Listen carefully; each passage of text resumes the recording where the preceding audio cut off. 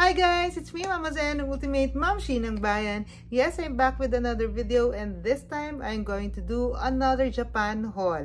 Kakagaling ko lang sa Nagoya, Japan. So, meron ako mga ibang mga pinamili na syempre gusto kong i-share sa inyo. Kung gusto niyo malaman kung ano-ano nga ba to, then please keep on watching.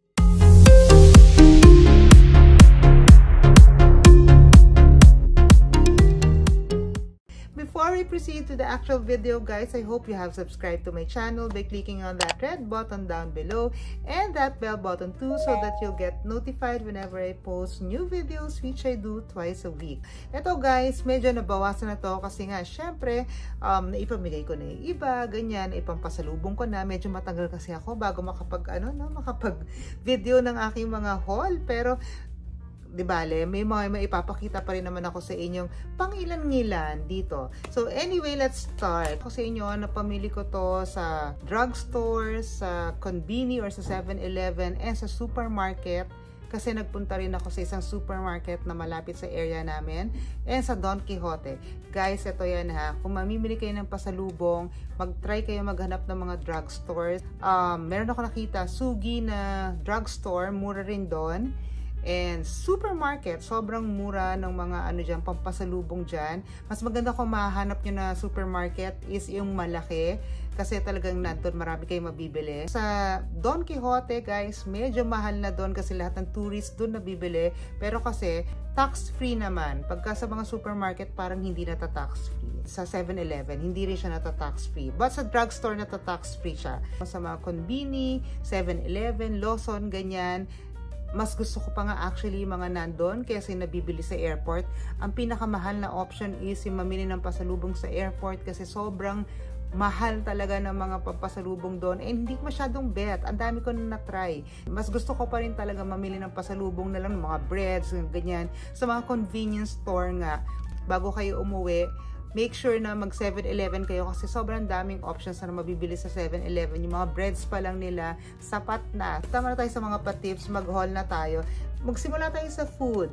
Marami na ako napamigay actually. Yung mga doon sa duty free na pinamili ko, may ibang video ako doon. Check nyo na lang. Syempre nasa TikTok ko.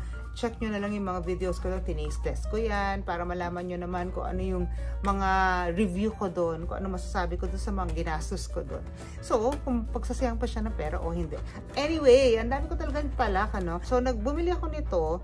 Actually, hindi ko naman talaga to iuwi. Dapat kakainin lang to doon sa hotel, pero since parati kaming busog, hindi na namin nakain. So, this is Chip Star, potato chips. Kakinot tane. Dati kasi parang pag binasa ko yan, parang tain.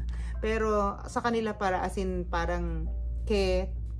ganon. So, kakinot tane. Ayan. Bumili rin ako nitong almond chocolate na to. Dalawa. Hindi mawawala yung Alfort. Marami kami binili nito guys. Karton-karton. Pero kasi, ang pinapakita ko sa inyo, yung nasa luggage ko na lang. Yung nasa luggage ng ibang tao, hindi ko na ipapakita. So, ayan. Pero karton-karton yung binili namin ito kasi pampasalubong yan. Siyempre, meron tayo no strawberry na chocolate ng Alfort. Crunchy from Lotte. Ang sarap nito guys. May pagkalasa siyang Nestle Crunch. Ganyan na yung parang pinipig crunch niya. Medyo hindi siya ganun kalutong katulad nung sa Nestle Crunch. But still masarap siya. Bumili rin ako nitong Meiji na milk chocolate. Meron din ako bililing dark chocolate or black chocolate nito.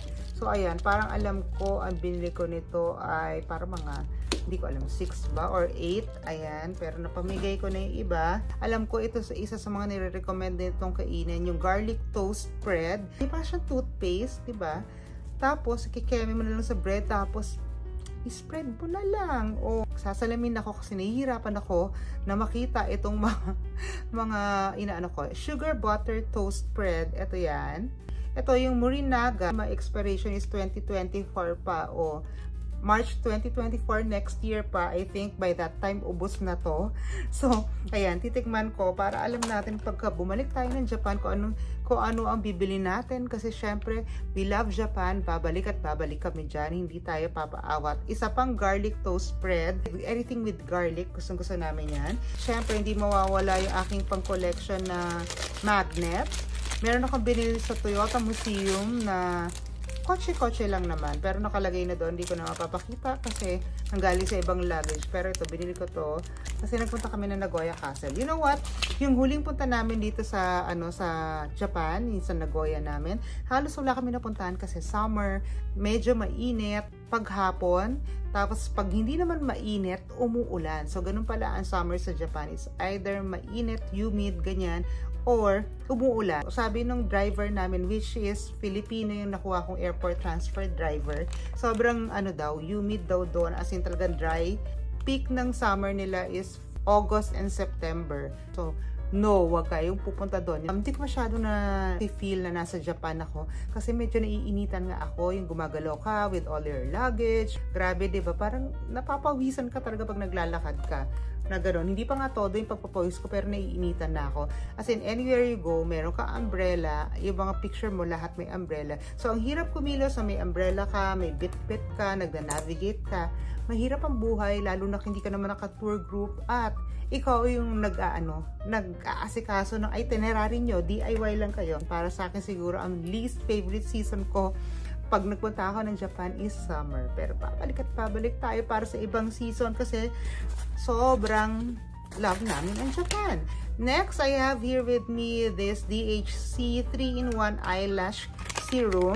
Ayan, ito guys, very trending or very kilala ito. Very kilala. Sikat na sikat to kasi ito yung yung kailangan nyo kapag medyo yung eyelash nyo is nakalbo-kalbo na or naputol-putol dahil sa eyelash extensions nyo. Kailangan nyo nito para mabilis tumubo and sobrang effective daw talaga nito. So, I bought one lang. Ita-try ko muna.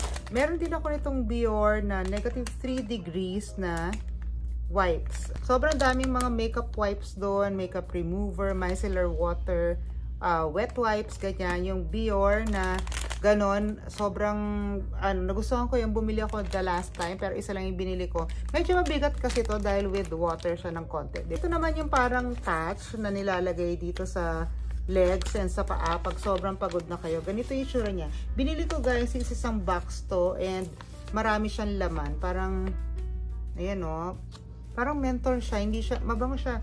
Hindi siya yung mga amoy ng ng salon pass, ganon. Ayan, so bawat isang sheet na ganyan ay ilalagay mo sa likod ng pinti mo, ganyan, sa ilalim ng talampakan mo. Kasi pagod na pagod kayo. For tired feet and legs to talaga. Sa drugstore din to guys, collagen to, Orihiro Collagen. Kaya ito yung binili ko kasi good for 30 days siya. Tapos meron siyang 11,000 milligrams na per serving, which is sobrang mataas siya. Na ang gusto ko talaga kasi is parang umaabot na ng mga 10,000 ganyan. Kasi kailangan ko talaga ng ganun katinding collagen.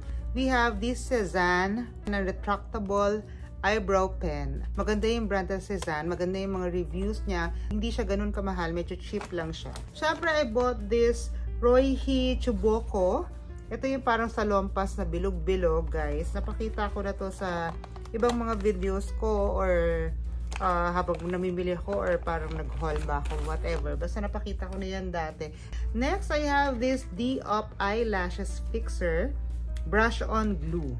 Ayan, bumili ako niyan. I think, bumili rin ako dito nung dati, pero medyo nag-hoard na ako kasi hindi ko sure kung kailan ako babalik. Kung makakabalik ako this year or early next year pa. So, bumili na ako kasi as in gusto kong matutong maglagay ng cluster lashes. Next, meron tayo nitong Cezanne eyeliner. Ayan. Kasi nga, sikat si Cezanne. So, gusto ko i-try. Ito yung nabili ko dati. Shiseido rin to pero ba't hindi ko makita yung tatak niya ngayon? Pero, ayan siya. Ito yung maliit na, ayan eyelash curler siya na maliit. Kung ang gagawin mo is part-part lang. Parang dalawang ganyan. Yun. Kasi minsan, di ba, pag yung isang buo, lalo na kung katulad ko na maikli yung mga pilik mata, hihirapan siya dun sa isang buo na eyelash curler. So, parang mas effective sa akin to. Mura lang to, yung parang panlinis ng tenga na parang may ganun-ganun. Ikot-ikot. And may brush pa na ganyan. Ayan siya. So, binili ko yan. Nakita ko lang to sa drugstore. Bili rin ako ng metallic mascara comb. Eto, guys. Kasi minsan, di ba, nagka-clumping mascara. So, i-comb mo siya ng ganyan. Extensions kayo. Minsan, di ba, pag nagugas ka ng mukha, dikit-dikit siya. So, suklayin nyo siya. Bumili pa ako ng isang Cezanne na retractable eyebrow pen. Pinili ko isang dark brown and isang light brown. Hindi ko kasi alam kung ano yung mas magandang shade sa akin. So, binili ko na lang parehas. So, panlinis din to ng tenga eh. So, medyo na-confuse ako kung anong mas magandang panlinis. So, binili ko parehas. Yung isa kanina and ito. Marami akong biniling mga cluster lashes. Ayan. Kasi nga, gusto ko siya talagang matutunan gawin. Pag ito natuto ko, hindi na ako talaga magpapa-eyelashes extensions. Kasi, 'di ba? Kung kaya ko naman pala, parang feeling ko sobrang dali. Feeling ko lang naman, pero ang labo ng mata ko, so hindi ko alam kung kaya ko. But, practice makes perfect. So, ayan, marami ako talaga binili. Parang gusto ko siya talagang karirin. Bumili rin ako nitong Moist Labo na Essence Whitening Concealer. Ayan. Medyo mahal din kasi mga concealer doon. So, naghanap ako ng murang concealer. And, yung iba kasi parang dark siya para sa concealer. So, ito parang tingin ko yung shade ko. So, we'll try that out. Meron din ako nitong eyebrow pencil na dark brown from Daiso. And ito, mascara remover. Kasi minsan, di ba, kahit na anong gawin mo, lalo na yung hair win make, my God, ayaw niya matanggal. Kailangan talaga ng oil-based na pangtanggal. Hindi niya kakayanin ng mga micellar water lang. Kailangan oil-based siya. And bumili rin ako nitong Shiseido na full na curler. Applicator para dun sa cluster lashes nga, para pag nilagay mo. Di ba, career talaga to. Ang mahal ng ginastos ko dyan sa mga yan. Pero, malay natin, di ba, baka ito na ang aking next career. Next career. Skin Aqua na SPF 50 PA++++++. Ibang naman siya, ibang scent. Tone Up UV Essence. Sunblock to guys, na sobrang water-based niya. Though, nung kinumpare ko siya sa Bior, thinner yung consistency ng Bior kesa dito. Ito medyo mas makapal ng konting-konti lang. Pero kasi maganda na yung effect niya sa akin. So, sabi ko, okay na yan. Huwag na natin palitan pa. I also bought the Stem Cell Eyelash Serum. So, pang eyelash talaga, di ba? So, alam na alam nyo na kakapalagay ko ng extensions, talaga naman ay nakakalbo na po ang aking lashes. Kaya, kailangan ko talaga ng mga serums. Marami pa akong binili mga eyebrow pencil. Kineme. Ayan. So, meron ako nito. Ganyan yung tip niya. Tignan nyo yan. And, meron din ako nung ganito. Hair Win Make Mascara Remover ulit. Kanina kasi, hindi siya branded. Hindi natin alam kung okay yon. But this one, I'm sure okay na okay to. Ito, nire-rave talaga ng mga tao to. So, ayan.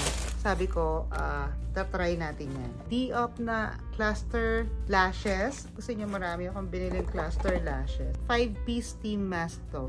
Ito yung medyo umiinit hanggang 40 degrees centigrade. Ayan o, nilalagay siya sa mata para, alam mo yun, masarap yung tulog nyo. Pag tired na yung inyong mga mata, lagyan nyo yan, tapos mag-relax na kayo. Makakatulog na kayo. Ayan. Ito yung parang comb din, no? Parang rin siya, eyelash comb. Ayan. Ang mga pinamili natin sa Gio, papakita ko sa inyo. Bumili ako nitong mga Style Organic na, ayan o, yung parang mga innerwear. Ganda kasi yung quality ng Gio. Sister company siya ng Uniqlo. So, lahat na nakikita nyo siya sa Uniqlo, parang nandun din naman sa sa Gio. And mas mura pa siya. Bumili ako ng iba't ibang kulay niya. So, may spaghetti strap. Ganito yung itsura niya, no? Ayan, ito actually, ko na nga ito. Sinuot ko lang ng breakfast. Ito, yung binili ko, black, beige, tapos alam ko may white ako. Hindi ko alam kung nasaan. Siyempre, bumili rin ako ng top. Ito lang, ayan. Konti na binili ko sa Gio, guys. Ayan. Trousers na to. Ang ganda ng mga trousers sa Gio, guys. Isang suot ko na trousers na brown. Ito sa trip na to is from Gio. Nasa Fukuoka ako. Ayan. Ito ay naka-sale. Parang 50 off. 999 yan yata. Ayan. So, ang ganda ng tela niya. Ang ganda rin ng fit niya. Meron din ako mga binili mga crop na polo. Ayan. Naka-save din kasi siya. Yung mga loud colors lang yung naka-sale. Sakto. Uso naman to. This is magenta. Ayan. In-outfit ko din to ng breakfast dun sa sa hotel. Kasi minsan hindi pa ako handa. Kailangan ko lang mag-ayos. Ganyan. Next, we have this, yung crop na green naman. Ito siya, guys. Ayan. Ito, in-outfit ko rin yan doon. Breakfast din. Naka-sale tong dalawang to. The rest of the colors, hindi naka-sale. Kung gusto nyo makamura, doon kayo sa mga sale lang na colors. Sapatos, galing sa Gio. O, diba? Ang ganda nito. pero hindi ko pa natatry. Hindi ko alam kung ano to, makakasakit ba ng paa ko to, kung parurusahan ba ako nito. Chunky shoes siya. Tignan nyo naman yan, no, 'di ba? Ang ganda. At ang mura lang nito, parang ito ay 2,990 yen. Lalong-lalo na pag nakasuot sa inyo, sobrang ganda nito. Ito guys, yung isa kong binili. Nirampa ko na to doon. Para siyang Chanel na sandals. Alam nyo ba na pinarusahan ako nito? As in talagang paltos-paltos ako dito. Kasi ang layo ng mga nilakad namin. Siguro mga 3 hours ako naglalakad ng dire-diretso na napakalayo. Nagkaroon ako ng paltos dito sa dalawang side dito, and lalo na yung ilalim ng paa ko, yung talampakan, may isang malaking paltos siya na talagang nasugat. Nasugat siya talaga. So, buti nila may mga band-aid ako. Pero ito, pwede to yung sa mga malapitan lakaran lang. Or siguro pag hindi sensitive yung paa nyo. Sensitive kasi yung paa ko. Paltusin ako talaga. Kailangan talaga yung komportabling shoes pag nagta-travel, hindi pwedeng nagta-try-try tayo. So, sobrang ganda nito. Ganyan pala yung itsura niya sa sides. Alam ko, para naka-sale din to, guys. Marami siyang kulay. Pero, ayan yung kinuha ko. Bumili rin ako ng socks pala sa 3 coins, dalawa. Kasi nga, sobrang sakit yung paa ko doon. Hindi ko na kinaya. Nag-socks na ako. Na-fashion victim na lang ako talaga. Pero, dead man ako. And that's it for this video, guys. I hope you like this. And please do give this a big thumbs up and subscribe to my channel. If you have any comments, suggestions, or any other videos or products you want me to do or try out next time, then please just let me know. Follow me in all my social media accounts, FB, IG, Twitter, and TikTok. That's everything about Sen. I'll see you guys in my next one. Bye!